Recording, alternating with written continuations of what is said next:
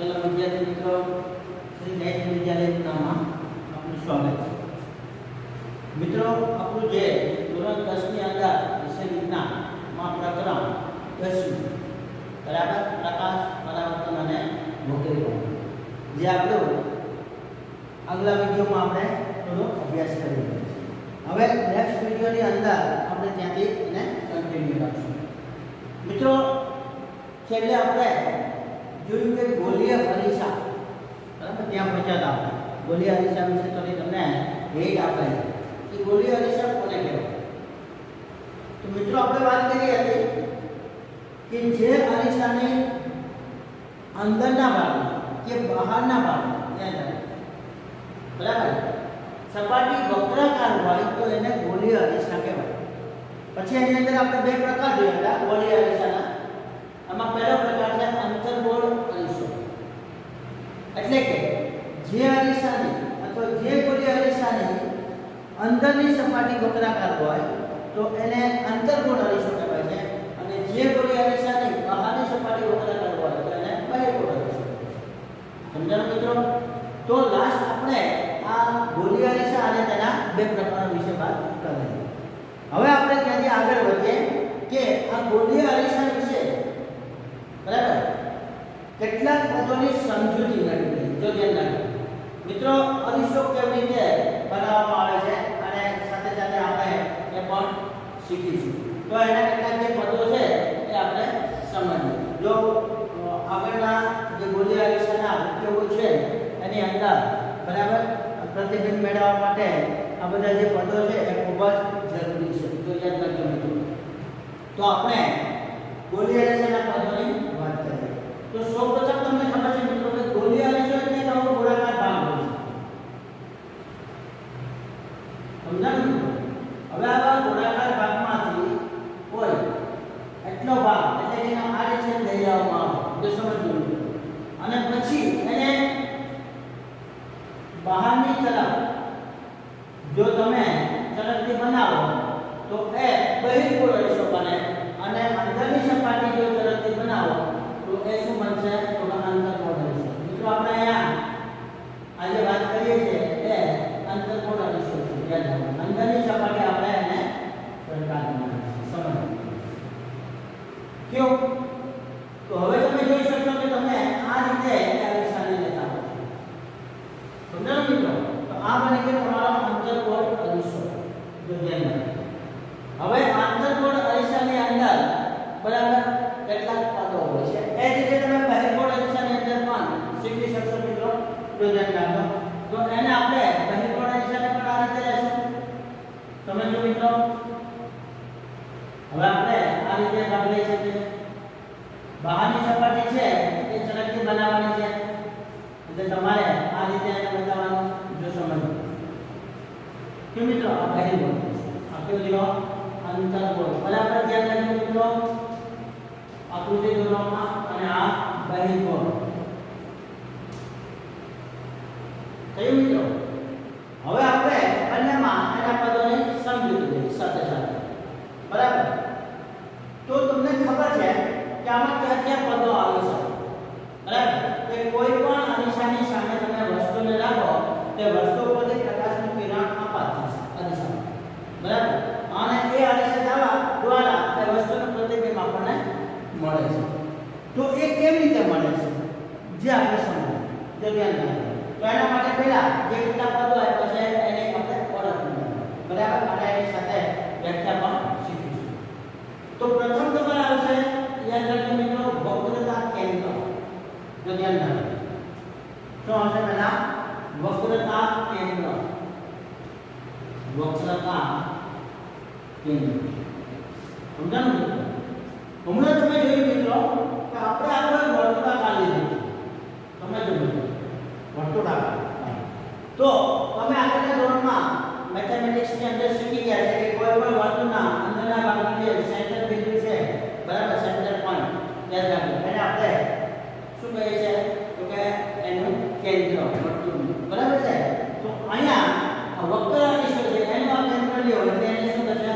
વક્રતા કેન્દ્ર બરાબર। તો એની વ્યાખ્યા કેવી રીતે આવે?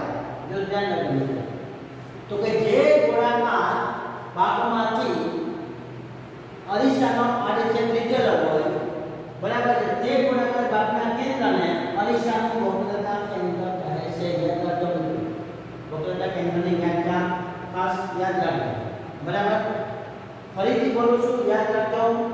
બરાબર, કે જે ગોળાકાર ભાગમાંથી અરીસાનો આડછેદ લીધેલો હોય, તે ગોળાકાર ભાગના કેન્દ્રને અરીસાનું વક્રતા કેન્દ્ર કહે છે, જેને સંકેત C વડે દર્શાવવામાં આવે છે.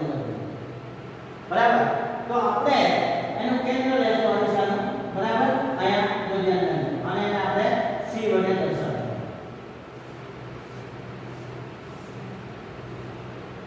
કે મિત્રો આપણે એને C કહીએ. જો સમજો, વક્રતા કેન્દ્ર C થયું. હવે જે અરીસા યાદ રાખજો આડછેદ છે, એટલે કે જે વક્ર અરીસો છે એના મધ્ય બિંદુને યાદ રાખજો મિત્રો, અહીંયા P એટલે કે એને આપણે ધ્રુવ કહીશું. અરીસાનો ધ્રુવ આ શું છે મિત્રો? વક્રતા કેન્દ્ર. સંકેતો અને Q બિંદુ ક્યાં સ્થાને આવેલું ખાસ યાદ રાખજો. વક્રતા કેન્દ્ર એની વ્યાખ્યા અરીસાનો ધ્રુવ કોને કહે છે મિત્રો? બરાબર, તો તમારે યાદ રાખવાનું છે કે અરીસાના મધ્ય બિંદુને, એટલે કે અરીસાનો જે પ્રતિબિંબ રહેતો ભાગ છે એના મધ્ય બિંદુને આપણે ધ્રુવ કહીએ છીએ. સમજાયું મિત્રો? હવે તમે જોઈ શકશો કે આ ધ્રુવ અને વક્રતા કેન્દ્રમાંથી એક રેખા પસાર થતી હોય એવી આપણે કલ્પના કરીશું. તો ધ્યાન રાખજો મિત્રો, તો આપણે એવી રીતે એવું નામ આપશું કે અરીસાના ધ્રુવ અને વક્રતા કેન્દ્રમાંથી પસાર થતી કાલ્પનિક રેખાને શું કહેશું? તો કે મુખ્ય અક્ષ. યાદ રાખજો મિત્રો, આને કહેશું આપણે મુખ્ય અક્ષ. અક્ષ એટલે ધરી. કે મિત્રો જો ધ્યાન રાખજો, તો આ 3 પોઈન્ટ બરાબર યાદ રાખજો. શરૂઆતમાં તમને ખ્યાલ આવશે. બરાબર, હવે વક્રતા કેન્દ્ર પછી આપણે લીધું ધ્રુવ. તો ચાલો મિત્રો, એના પછી મુખ્ય અક્ષ. હવે એના અનુસંધાને આપણે આગળ વધીએ. જો ધ્યાન રાખજો. બરાબર, હવે તમારી પાસે આંતરકોણ અરીસો છે. આ રીતે તમે બહિર્કોણ અરીસામાં આ બાજુને લઈ શકશો મિત્રો. બરાબર છે, તો ધ્યાન રાખજો. બહિર્કોણ અરીસામાં ધ્રુવ છે એ અહીંયા જ આવશે. તમે એ પણ સમજી શકશો. સમજાયું મિત્રો? વક્રતા કેન્દ્ર છે એ પણ અહીંયા રહેશે. કેમ? જો ધ્યાન રાખજો. હવે અહીં બહારની સપાટી ચળકાટ ધરાવે છે, એટલે આપણે જે કિરણ આપાત કરતા હોય એ આપણે બહારની તરફથી આપાત કરતા હોય છે. જો ધ્યાન રાખજો.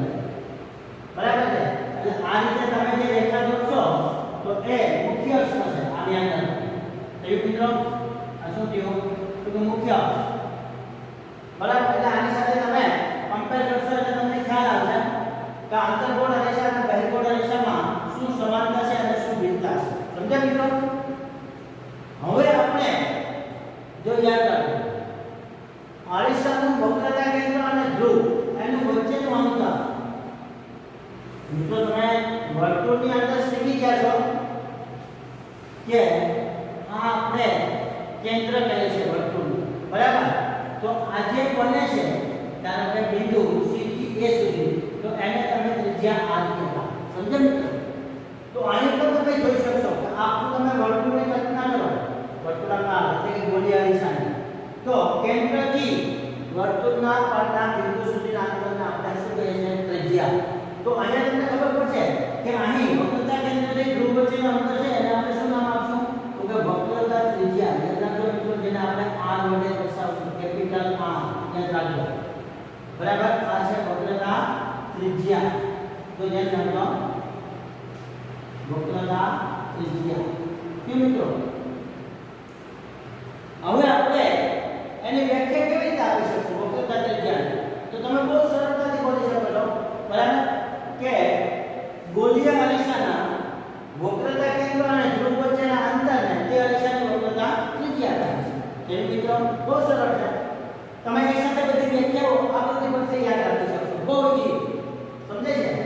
ચાલો હવે આપણે આગળ જઈએ છીએ મિત્રો કે કે જ્યારે કોઈ પણ દાખલા તરીકે અહીંયા વસ્તુ હોય તો સમજો અહીંયા કોઈ વસ્તુ રાખેલી છે એ બી આપણે એને નામ આપીએ અને આ વસ્તુ ઉપરથી તમે પ્રકાશનું કિરણ આપાત કરો તો સમજો સમજાય છે મિત્રો કે આ વસ્તુ ઉપરથી જ્યારે તમે પ્રકાશનું કિરણ આપાત કરો છો અરીસાની તરફની સપાટી પર ત્યારે તે તેના પરથી પરાવર્તિત થાય અને એ મુખ્ય અક્ષમાંથી પસાર થશે સમજ્યા મિત્રો ધ્યાન અહીં એ રીતે તમે બીજું કોઈ સમાંતર કિરણ અહીંયાથી લો તો આ જે કિરણ છે બરાબર તો અહીંયાથી આ રીતે પસાર થશે તો સમજો તો અહીં જે મુખ્ય અક્ષના જે બિંદુમાંથી સમજે છે મિત્રો આપાત કરેલું કિરણ પરાવર્તિત પામે અને એમાંથી પસાર થાય છે તે બિંદુને આપણે કેપિટલ F એટલે કે મુખ્ય કેન્દ્ર કહીશું યાદ રાખજો શું કહીશું આને મુખ્ય કેન્દ્ર તો ધ્યાન રાખજો આ છે મુખ્ય કેન્દ્ર તો મુખ્ય કેન્દ્રની વ્યાખ્યા શું સમજ્યા મિત્રો તો અહીં તમે એમ કહી શકો કે જ્યારે કોઈ પણ મુખ્ય અક્ષને સમાંતર કિરણો આપાત કરવામાં આવે ત્યારે આ કિરણો અરીસાની સપાટી ઉપરથી પરાવર્તિત થાય અને મુખ્ય અક્ષના જે બિંદુ આગળ એકત્રિત થતા હોય તો સમજો બરાબર કેન્દ્રિત થતા હોય તો તે બિંદુને અંતર્ગોળ અરીસાનું શું કહેવાય છે તો કે મુખ્ય કેન્દ્ર કહેવાય છે સમજાયું તો ધ્યાન અહીં તમે જોઈ શકશો મુખ્ય અક્ષ છે તમારું અહીંથી તમે આ રીતે કિરણ આપાત કરશો બંને સમાંતર કિરણો તો અહીં ચરકની સપાટી બહારના ભાગમાં છે આ રીતે પસાર થશે મિત્રો યાદ રાખજો લો તો અહીં બહિર્ગોળ દિશામાં તમે જે મુખ્ય કેન્દ્ર છે એ બહારના ભાગમાં દેખાય છે સમજાયું મિત્રો અહીં એના અંદરના ભાગમાં આવે છે વક્રતા કેન્દ્ર મુખ્ય કેન્દ્ર જ્યારે બહિર્ગોળ દિશાની અંદર એ મુખ્ય કેન્દ્ર છે દિશાના બહારના ભાગમાં સમજાયું મિત્રો તો ધ્યાન રાખજો પરંતુ વ્યાખ્યામાં કોઈ ફેરફાર નથી અહીં પણ મુખ્ય અક્ષને સમાંતર કિરણો આપાત કરવામાં આવે છે અહીં પણ મુખ્ય અક્ષને સમાંતર જ કિરણો આપાત કરવામાં આવે છે અને પરિણામે આ કિરણો અરીસા પરથી પરાવર્તિત થાય અને મુખ્ય અક્ષના જે બિંદુમાંથી પસાર થાય છે તે બિંદુને આપણે મુખ્ય કેન્દ્ર કહીશું સમજાણું મિત્રો હવે તો હવે આપણે એના પછી એક વ્યાખ્યા છે મુખ્ય કેન્દ્ર તમે ક્લિયર છે જો સમજો હવે એના પછીની વ્યાખ્યા આવે છે એને લઈએ આપણે નંબર 5 જેને કેન્દ્ર લંબાઈ છે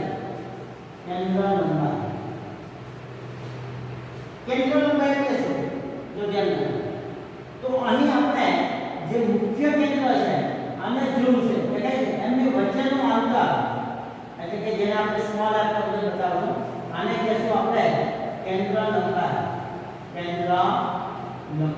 સમજાયું તો ધ્યાન રાખો તો હવે તમારે કેન્દ્ર લંબાઈની વ્યાખ્યા બોલવી હોય તો શું બોલીશું બરાબર તો એના માટે એ લખી શકાય કે અરીસાના ધ્રુવ અને મુખ્ય કેન્દ્ર વચ્ચેના અંતરને તે અરીસાની કેન્દ્ર લંબાઈ કહે છે સમજ્યા મિત્રો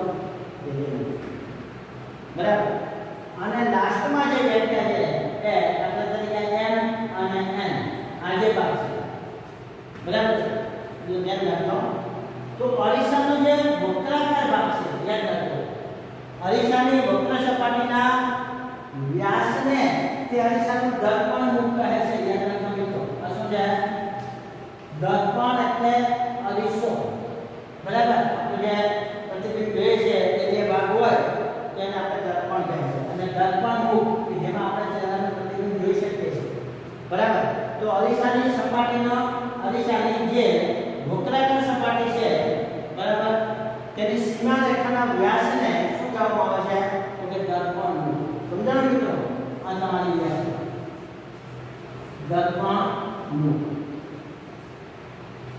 તો સમજો અહીં તમે અહીં મુખ્ય કેન્દ્ર લઈ શકો છો અહીં પણ તમે બંને બાજુ જોઈ શકશો મિત્રો કે આ કિરણો છે એ પાછળ તમે લંબાવશો તો અહીંથી પસાર થતા હોય એવો તમને ભાસ થશે એટલે કે અહીંયા કેન્દ્રિત થાય છે અહીંયા બે કેન્દ્રિત થતા હોય એવું તમને લાગશે બરાબર છે એટલે મુખ્ય કેન્દ્ર માટે ત્યાં બંને બાજુ જઈ શકાય છે હવે અહીં જો ધ્યાન રાખો મિત્રો આપણે જે ગોળી અરીસા વિશેના પદોની સમજૂતી મેળવી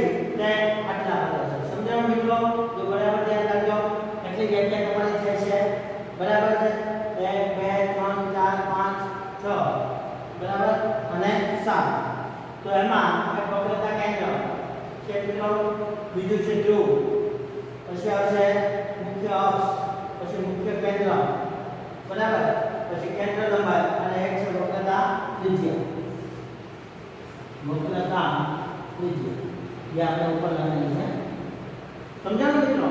તો આ 7 વ્યાખ્યાઓ છે એને બરાબર તમારે સમજવાની છે અને એના માટેના સંકેતો અને આ અરીસામાં એક પદો ક્યાં સ્થાને રહેલા છે એને ખાસ ધ્યાનમાં રાખવું પડશે, કારણ કે તમે જ્યારે ગોળીય અરીસા વિશે અને આગળ લેન્સ માટે પણ શીખશો ત્યારે પણ ફરીથી આ જ વસ્તુ આવશે.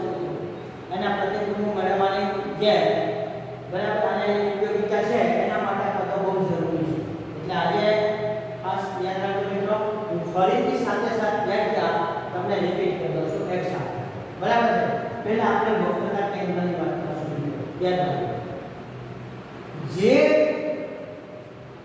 ગોળામાંથી, સમજે છે મિત્રો, જે વક્રાકાર ગોળામાંથી અરીસાની વક્ર સપાટીનો છેદ લીધેલો છે તે ગોળાના કેન્દ્રને અરીસાનું વક્રતા કેન્દ્ર કહે છે. સમજ્યા મિત્રો? હવે એ જ રીતે તમે જોઈ શકશો ધ્રુવ, તો કે અરીસાની વક્રાકાર સપાટીના મધ્ય કેન્દ્રને અથવા મધ્ય બિંદુને યાદ રાખો શું કહેવામાં આવે છે? અરીસાનું ધ્રુવ કહે છે. કે મિત્રો મુખ્ય અક્ષ, તો કે અરીસાના ધ્રુવ અને યાદ રાખો વક્રતા કેન્દ્ર, અરીસાના ધ્રુવ અને વક્રતા કેન્દ્રમાંથી પસાર થતી કાલ્પનિક રેખાને અરીસાની મુખ્ય અક્ષ કહે છે. કે મિત્રો પછી આવશે મુખ્ય કેન્દ્ર. જો ધ્યાન રાખો, તો કે મુખ્ય અક્ષને સમાંતર આપાત કરેલા કિરણો અરીસાની પરાવર્તન સપાટી પરથી પરાવર્તન પામી અને મુખ્ય અક્ષના જે બિંદુ આગળ કેન્દ્રિત કે વિકેન્દ્રિત થતા હોય તો તે બિંદુને અરીસાનું મુખ્ય કેન્દ્ર કહે છે. સમજ્યા મિત્રો? બરાબર? તો ધ્યાન રાખો. ક્લિયર? હવે આપણે લેશું વક્રતા ત્રિજ્યા અને કેન્દ્ર લંબાઈ. તો ધ્યાન રાખો. તો અહીં આપણે જોશું કે પહેલા આપણે કેન્દ્ર લંબાઈની વાત કરીએ. તો અરીસાનું ધ્રુવ અને મુખ્ય કેન્દ્ર બંને વચ્ચેના અંતરને શું કહેવાય છે? તો કે તે અરીસાની કેન્દ્ર લંબાઈ. સમજાણું મિત્રો? એ રીતે વક્રતા ત્રિજ્યા આપણે લઈ રાખવાનું પછી સમજીએ એની સાથે સંબંધ ધરાવે છે. એટલે તો વક્રતા ત્રિજ્યા એટલે શું? તો અહીં તમે બોલતા હતા કે P અને M એટલે કે ધ્રુવ અને મુખ્ય કેન્દ્ર વચ્ચેનો જે ભાગ છે એને આપણે કેન્દ્ર લંબાઈ કહેવાય. અહીં તમારે આવવાનું છે અરીસાનું ધ્રુવ અને વક્રતા કેન્દ્ર વચ્ચેના અંતરને શું કહેવામાં આવે છે? વક્રતા ત્રિજ્યા, જેને કેપિટલ R લખેલું છે. યાદ રાખજો મિત્રો, અહીં ખાસ કેપિટલ અને સ્મોલ અક્ષર લખવામાં ખાસ ધ્યાન રાખો. અરીસાનું મુખ્ય કેન્દ્ર છે તે કેપિટલ F વડે દર્શાવાય છે, જ્યારે એની કેન્દ્ર લંબાઈ છે તે સ્મોલ f વડે દર્શાવાય છે. એટલે ખાસ ધ્યાન રાખજો, એકબીજાની જગ્યાએ તમે એનો ઉપયોગ કરતા નહીં, નહીંતર એનો અર્થ બદલાઈ જશે મિત્રો. યાદ રાખજો. બરાબર? હવે આ રીતે તમે સમજૂતી આ બધી જે છે બહિર્ગોળ અરીસા માટે પણ આ રીતે તમે મેળવી શકો અને તમે ઘરે આ રીતે આકૃતિ બનાવી બહિર્ગોળ અરીસાની અને તમારા પાઠ્યપુસ્તકમાં પણ આપેલું છે અને એ રીતે આ બધાની સમજૂતી મેળવી અને તમે પણ જાતે બોલવાનો પ્રયત્ન કરો અને મને વિશ્વાસ છે મિત્રો કે તમે પણ તેને જોઈ અને મારી જેમ જ બરાબર જાતે બોલી શકશો. સમજો મિત્રો? બહુ કોઈ કઠિન નથી, બહુ ઈઝી છે મિત્રો. તમે પણ આ રીતે સરળતાથી એને મોઢે બોલી શકશો. એક વખત તમે આકૃતિની અંદર બરાબર એને સમજી લો કે કેવું શાંત થવાનું છે. હવે મિત્રો આપણે આગળ એમાં એક સંબંધ દર્શાવવાનો છે અને એના આધારે જે કંઈ પ્રશ્ન આવે છે એની આપણે ચર્ચા કરવાની છે. જો ધ્યાન દીધું ખ્યાલ આવ્યો? તો હવે આપણે આગળ એ જોઈએ કે જ્યારે મુખ્ય કેન્દ્રની એક વાત કરી તો વચ્ચે એક પ્રવૃત્તિ તમને કહી દઉં, પછી આપણે આની અંદર એક R અને F વચ્ચેનો સંબંધ લેવાનો છે, એટલે કે વક્રતા ત્રિજ્યા અને કેન્દ્ર લંબાઈ. મિત્રો તમે ઘણી વખત એક એક્ટિવિટી કરેલી હશે કે તમારી પાસે જો અંતર્ગોળ અરીસો, બરાબર, એટલે કે અંદરની તરફ જે વક્રતા સપાટી હોય, બરાબર છે, એવો અરીસાનો ટુકડો તમારી પાસે આવી જાય તો મિત્રો તમે ઘણી વખત એક પ્રવૃત્તિ કરતા હશો. તો એમાંની એક પ્રવૃત્તિ હું તમને બતાવું છું, જ્યાં તમારે એ નક્કી કરવાનું છે કે એ શું દર્શાવે છે. સૌપ્રથમ મિત્રો એક અંતર્ગોળ અરીસો લો. બરાબર? એક અંતર્ગોળ અરીસો લો. હવે મિત્રો તમે ઘણી વખત એક પ્રવૃત્તિ કરતા હશો. તો એમાંની એક પ્રવૃત્તિ હું તમને બતાવું છું, જ્યાં તમારે એ નક્કી કરવાનું છે કે એ શું દર્શાવે છે. સૌપ્રથમ મિત્રો એક અંતર્ગોળ અરીસો લો. અંતર્ગોળ અરીસો બરાબર. હવે એને બહાર મેદાનમાં તમે સૂર્યપ્રકાશની અંદર જવાનું છે તમારે, એટલે બહાર મેદાનમાં સૂર્યપ્રકાશ હાજર હોય ત્યાં તમે જઈ શકો છો. અને ત્યાં તમારે જમીન ઉપર એક કાગળ રાખવાનું છે, તો સમજો મિત્રો આ રીતે બરાબર. હવે આ કાગળ ઉપર આંતરગોળ અરીસા માટે સમજાય છે મિત્રો, જે સૂર્યપ્રકાશ છે જે અરીસા પર આવે છે સૂર્યપ્રકાશ ના કિરણો બરાબર, એ કિરણો બરાબર કેન્દ્રિત થઈ અને આ કાગળ ઉપર આપાત થાય એક બિંદુ સ્વરૂપે બરાબર છે, એ રીતે તમારે એને ગોઠવવાનું છે. તો જેમ કહ્યું તો આ તમારો અંતર્ગોળ અરીસો છે, આ તમારો કાગળ છે જમીન ઉપર રાખેલો, અને સૂર્યપ્રકાશમાંથી જે કિરણો અરીસા પર આપાત થાય અને જો સમજ એમાંથી પરાવર્તિત થયેલા કિરણો અરીસા જે કાગળ છે એમાં કોઈ એક બિંદુ સ્વરૂપે કેન્દ્રિત થતા હોય અથવા થાય એ રીતે અરીસાને આગળ પાછળ કરી અને ગોઠવો. જો તમે થોડી વાર પછી અવલોકન કરશો મિત્રો, તો અહીં તમને કોઈ બળવાની સ્મેલ આવશે, એટલે કે એની ગંધ આવશે, તો સુગંધ જે તમે બરાબર કંઈક બળતું હોય એ તમને વાસ આવશે, આપણે ગંધ અથવા વાસ કહીશું બરાબર. હવે થોડી વાર પછી તમે એમાં જોશો તો ધીમે ધીમે એમાંથી ધુમાડો ઉત્પન્ન થતો હોય બરાબર છે કાગળમાં, તો એ રીતે તમને જોવા મળશે. ક્યું મિત્રો? અને એ પછી વધારે સમયને રાખશો તો કાગળ છે એ પ્રજ્વલિત થઈ જશે, એટલે કે સળગી ઉઠશે. તો મિત્રો યાદ રાખજો. તો આવી પ્રવૃત્તિ કદાચ તમે કરી હશે બરાબર. આજે તમારા હાથમાં આવો આવે તો તમે કરજો એટલે તમને ખ્યાલ આવશે કે આ રીતે કાગળ સળગી ઉઠે છે. અહીં આપણે એ નોંધવાનું છે મિત્રો કે કાગળ શા માટે સળગી ઉઠે છે, કાગળ સળગવાનું કારણ શું સમજાવો મિત્રો. તો અહીં તમે જોશો કે સૂર્યપ્રકાશમાંથી આવતા પ્રકાશના કિરણો જ્યારે અરીસા પર આપાત થાય છે અને પછી અરીસામાંથી પસાર થાય ત્યારે કોઈ એક બિંદુ આગળ કેન્દ્રિત થાય છે, યાદ રાખજો મિત્રો, જેને કારણે સૂર્યમાં રહેલી જે સૌર ઊર્જા છે એટલે કે જેની ગરમી ઉષ્મા છે એ અહીં એક બિંદુ આગળ એકત્રિત થઈ ગઈ છે, યાદ રાખજો મિત્રો બરાબર. પરિણામે આ જે ઉષ્મા છે એનું તાપમાન ઊંચું જાય છે અને એને પરિણામે જે કાગળ છે સળગી ઉઠે છે. સમજ્યા મિત્રો? તો આ રીતે કાગળ સળગી ઉઠવાનું કારણ તમે સમજી શકશો. હવે આને આધારે તમે જે અરીસાની કેન્દ્ર લંબાઈ છે તો ધ્યાન રાખજો, જેના આપણે વાત કરી છે કેન્દ્ર લંબાઈ અહીં બરાબર ધ્રુવથી P સુધીનો અંતર P થી F, તો એને અંદાજે તમે માપી શકો. ઘણી વખત આપણે આ પ્રવૃત્તિ દ્વારા અથવા તમને આગળ પ્રશ્ન આવે મિત્રો કે અરીસાની કેન્દ્ર આશરે કેન્દ્ર લંબાઈ કેવી રીતે માપી શકાય, તો એના માટેની પ્રવૃત્તિ તમે દર્શાવી શકો. તો હવે અહીં આપણે અરીસાની કેન્દ્ર લંબાઈ કોને કહેશે? તો કે જ્યારે તમે અહીં જે પ્રકાશ સ્વરૂપે નાનું એવું સૂક્ષ્મ બિંદુ, અને યાદ રાખજો મિત્રો કે બિંદુ બીજું કંઈ નથી પણ તમે જે સૂર્યપ્રકાશના કિરણો લ્યો છો ને એ સૂર્યપ્રકાશનું જ પ્રતિબિંબ છે. યાદ રાખજો સૂર્યનું જ એક પ્રતિબિંબ છે જે સૂક્ષ્મ સ્વરૂપે તમને જોવા મળે છે, અને આ જે છે પ્રતિબિંબ સૂર્યનું ત્યાંથી અરીસાના જે ધ્રુવ છે P અને F જ્યાં કેન્દ્રિત થાય છે, યાદ રાખજો મિત્રો સમજાઈ ગયા. તો આ એટલા ભાગને આપણે શું કહેશું મિત્રો? અંદાજિત અને કેન્દ્ર લંબાઈ કહી શકાય. આ રીતે તમે અરીસાની અંદાજિત કેન્દ્ર લંબાઈ શોધી શકો. સમજાયું મિત્રો? તો આ રીતે તમે પ્રવૃત્તિ દ્વારા પણ જાણી શકો. હવે આપણે એક બીજો એની અંદરનો સંબંધ છે ચકાસી તમારી પરીક્ષામાં પણ આવે છે મિત્રો, ધ્યાન રાખજો. તો અહીં આપણને પ્રશ્ન થાય કે આજે આપણે પદોની સમજૂતી મેળવી છે એમાં કેન્દ્ર લંબાઈ અને વક્રતા ત્રિજ્યા વચ્ચે શું સંબંધ છે, ધ્યાન રાખજો મિત્રો બરાબર. આપણે એ જોઈએ કેન્દ્ર લંબાઈ અને વક્રતા ત્રિજ્યા વચ્ચેનો સંબંધ દર્શાવતું સૂત્ર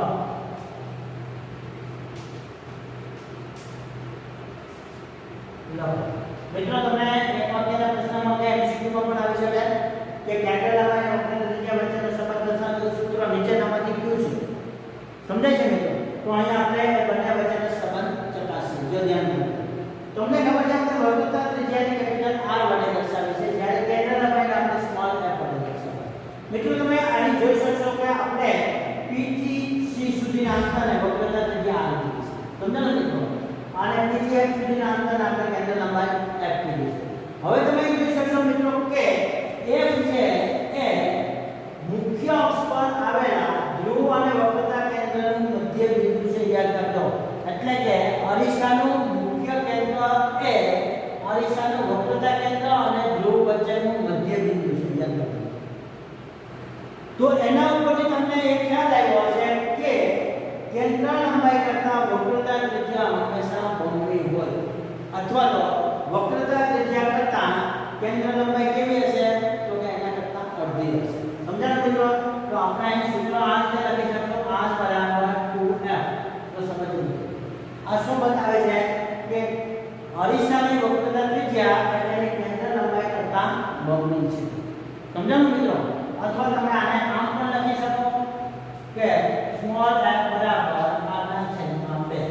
એ પણ શું બતાવે છે કે અરીસાની કેન્દ્ર લંબાઈ એ અને વક્રતા ત્રિજ્યા કરતા અડધી છે. ખ્યાલ આવ્યો મિત્રો? ગમે તે રીતે તમે લખી શકો. તો બંને વચ્ચેનો સંબંધ સૂત્ર છે, યાદ રાખજો. અરીસા ગમે તે રીતે તમને આવે.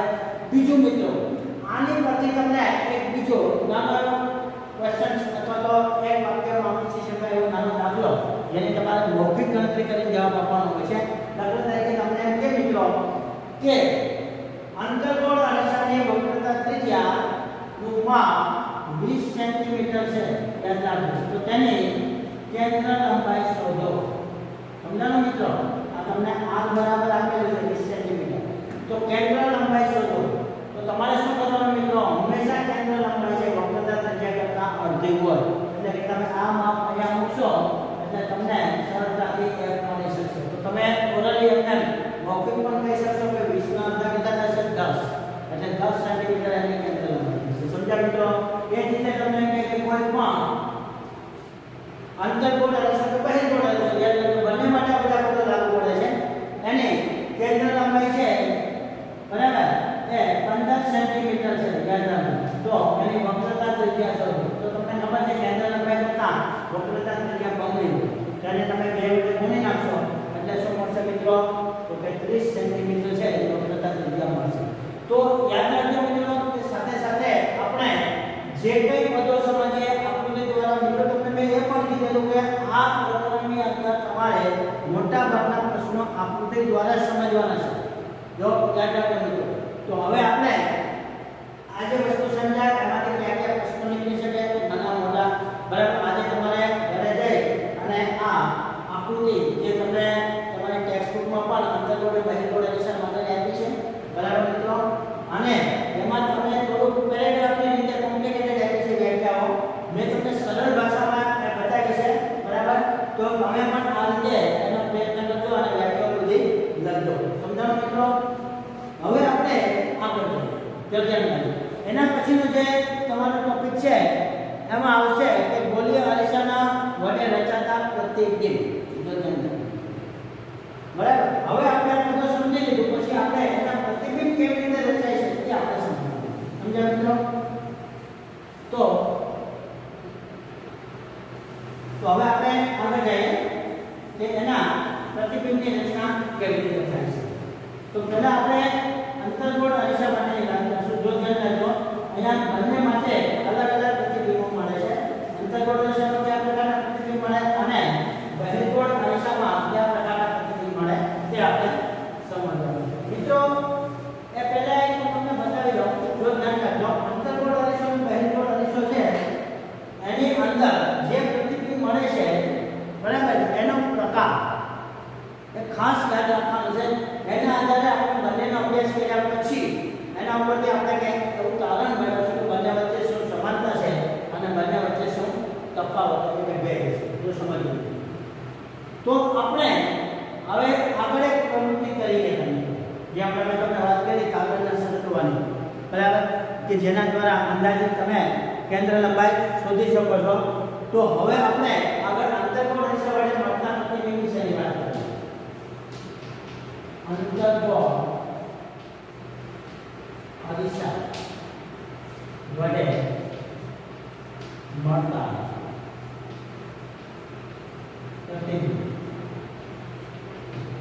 અથવા રચાતા પ્રતિબિંબ. સમજાયું મિત્રો? તો હવે આપણે એને જોઈ લઈએ. પહેલા કોષ્ટક દ્વારા આપણે એને સમજી લઈએ કે પહેલા તમે કોઈ પણ વસ્તુ છે અરીસાની સામે કયા સ્થાને મૂકો છો અને ત્યારે તમને એ પ્રતિબિંબ કયા સ્થાને પ્રાપ્ત થાય છે અને ત્યારે પ્રતિબિંબ કેવું મળે છે જો સમજો. બરાબર? એ કદ કેવું છે અને એ પછીનો પ્રકાર છે. જેમ આપણે સમતલ અરીસા માટે મિત્રો તમે અરીસા સામે ઊભીને મેં તમને કીધું કે મેં ચાર લાક્ષણિકતાઓ જોઈએ છે સમતલ અરીસા માટે મળતા પ્રતિબિંબ વિશેની. બરાબર છે? અને તમને યાદ પણ રહી ગઈ છે. એમ હવે આપણે ગોળીય અરીસા માટે મેળવશું. તો એમાં પહેલા આપણે લઈશું અંતર્ગોળ અરીસા. સમજાય છે મિત્રો? તો પહેલા આપણે જે લઈશું એની અંદર વસ્તુનું સ્થાન યાદ રાખજો મિત્રો. પહેલા આપણે આ રીતે સમજી લઈએ વસ્તુનું સ્થાન. પછી આવશે પ્રતિબિંબનું સ્થાન. પ્રતિબિંબનું સ્થાન. તો પ્રતિબિંબ કયા સ્થાને? પછી આવશે પ્રતિબિંબનું કદ અથવા એનું માપ. તમે જે કીધું છે પ્રતિબિંબનું કદ અથવા તો માપ અને પ્રતિબિંબનો પ્રકાર. પ્રતિબિંબનો પ્રકાર સમજાવું મિત્રો? તો આ રીતે તમને તમારી ટેક્સ્ટબુકમાં પણ એક કોષ્ટક આપેલું છે અને કોષ્ટકમાં પહેલા આપણે જોઈ લઈએ પછી એના આધારે આપણે જે કિરણાકૃતિ છે બરાબર એના વડે આપણે સમજ જુદી જુદી આકૃતિઓ વડે તમને પણ તમારી ટેક્સ્ટબુકમાં આપેલી છે એ આકૃતિઓ. બરાબર? તો આપણે પ્રથમ જોઈએ ધ્યાન રાખજો કે વસ્તુ ક્યાં મૂકવામાં આવે છે તો અનંત અંતરે. અનંત અંતરે ધ્યાન રાખજો મિત્રો. તો એ તમને પ્રતિબિંબ ક્યાં મળે છે તો મુખ્ય કેન્દ્ર F પર. જો સમજો મુખ્ય કેન્દ્ર F. બરાબર? અને અરીસાની બાજુએ યાદ રાખો આગળની બાજુએ પાછળની નહીં. બરાબર છે? અંતર્ગોળ અરીસો યાદ રાખો. કેવું મિત્રો? હવે જ્યારે પ્રતિબિંબનું કદ કેવું હશે તો કે બિંદુવાળું. યાદ રાખો ખૂબ જ નાનું બિંદુવાળું સૂક્ષ્મ અતિ સૂક્ષ્મ પ્રતિબિંબનું કદ હોય છે અને એનો પ્રકાર છે વાસ્તવિક અને ઉલટું. વાસ્તવિક અને ઉલટું. સમજાયું મિત્રો? તો આ રીતે અનંત અંતરે જ્યારે કોઈ પણ વસ્તુને અંતર્ગોળ અરીસાની સામે મૂકવામાં આવે ત્યારે એનો મળતા પ્રતિબિંબનું સ્થાન મુખ્ય કેન્દ્ર F પર હોય. બરાબર? અને અરીસાના આગળના ભાગમાં મળે તેમજ તેનું કદ છે બિંદુ હશે તથા એનો પ્રકાર છે વાસ્તવિક અને ઉલટું હોય છે. સમજાયું મિત્રો? હવે તમે જોઈ શકશો બીજું કેમ કે જેની અંદર વસ્તુને કયા સ્થાને મૂકે તો કેવું પ્રતિબિંબ મળે. તો આપણે એને વક્રતા કેન્દ્રથી દૂર. હવે તમને ખબર છે મિત્રો કે વક્રતા કેન્દ્રને તમે C વડે દર્શાવો છો તો C થી દૂર. પછી આપણે કિરણાકૃતિની અંદર જોશું ત્યારે તમને ખ્યાલ હશે મિત્રો કોષ્ટક સામે રાખો. પહેલા તમે બરાબર કોષ્ટકને સમજી લો કે જ્યારે વક્રતા કેન્દ્રથી દૂર રાખવામાં આવે છે ત્યારે એનું પ્રતિબિંબ ક્યાં મળે છે તો કે વક્રતા કેન્દ્ર અને મુખ્ય કેન્દ્રની વચ્ચે. યાદ રાખજો મિત્રો C અને F ની વચ્ચે મળશે. ક્યાં મળશે? C અને F ની વચ્ચે. પ્રતિબિંબનું સ્થાન ક્યાં હશે તો કે વક્રતા કેન્દ્ર અને મુખ્ય કેન્દ્ર. હવે આના મેં સંકેતો આપી દીધા છે મિત્રો એટલે એનાથી યાદ રાખજો વક્રતા કેન્દ્ર અને મુખ્ય કેન્દ્રની વચ્ચે મળશે. અને જ્યારે પ્રતિબિંબનું પદ છે કેવું હશે તો કે થોડું પહેલા કરતા મોટું. બરાબર? પરંતુ લક્ષો આપણે એને જે વસ્તુ હોય એના કરતા નાનું. જો સમજો વસ્તુ કરતા નાનું અને એનો પ્રકાર છે એ વાસ્તવિક અને ઉલટું છે. જો સમજો કેમ? નંબર 3 તમે વક્રતા કેન્દ્ર પર C ઉપર જો ધ્યાન રાખજો જ્યારે કોઈ પણ વસ્તુને વક્રતા કેન્દ્ર પર મૂકવામાં આવે છે ત્યારે એનું પ્રતિબિંબ પણ તે જ સ્થાને મળે છે. યાદ રાખજો મિત્રો C પર જ. અને ત્યારે એ વસ્તુ દ્વારા મળતા પ્રતિબિંબનું કદ વસ્તુના કદ જેટલું હોય છે. જો ધ્યાન રાખજો કેવું મળશે તો વસ્તુના કદ જેટલું. એટલે કે વસ્તુના માપનું ધ્યાન રાખજો જે તમે વસ્તુ રાખેલી એના જેટલા કદનું મળે છે અને પ્રતિબિંબનો પ્રકાર તો એ જ છે વાસ્તવિક અને ઉલટું. સમજ્યા મિત્રો? નંબર 4 માં તમે લેશો. હવે તમારે અહીંયા સુધી ખાલી યાદ રાખવાનું છે. પછીનું તમારે બીજા બે ત્રણ પોઈન્ટ કેવી રીતે યાદ રાખે આની ઉપર તમે સમજી શકશો. હવે તમે આ લો સમજે છે મિત્રો? આને અહીંયા લો. હવે આને ઉલટું કરો.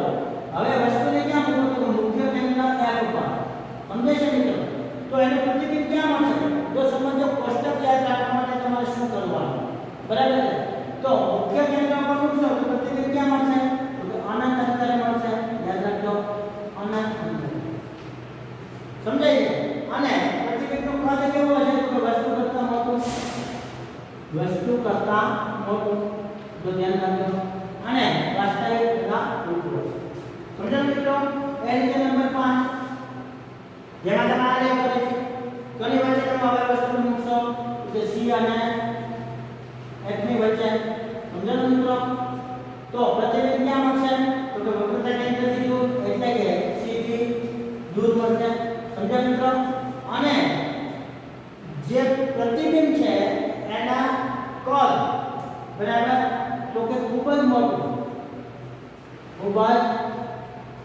એટલે કે વિવર્તિત થયેલ વસ્તુ કરતાં આના પ્રતિબિંબનું કદ છે એ ખૂબ જ મોટું હશે અને પ્રતિબિંબનો પ્રકાર છે એ વાસ્તવિક આને ઉલટું હશે સમજ્યા મિત્રો અને લાસ્ટમાં નંબર 6 જેમાં વસ્તુને ધ્રુવ અને મુખ્ય કેન્દ્રની વચ્ચે મૂકવામાં આવે છે યાદ રાખજો મિત્રો જેમાં વસ્તુને ધ્રુવ એટલે P અને F ની વચ્ચે સમજાણું લાસ્ટ તો ત્યારે જે પ્રતિબિંબ છે એ અરીસાના પાછળના ભાગમાં મળે છે મિત્રો યાદ રાખજો ક્યાં મળશે તો કે અરીસાની પાછળ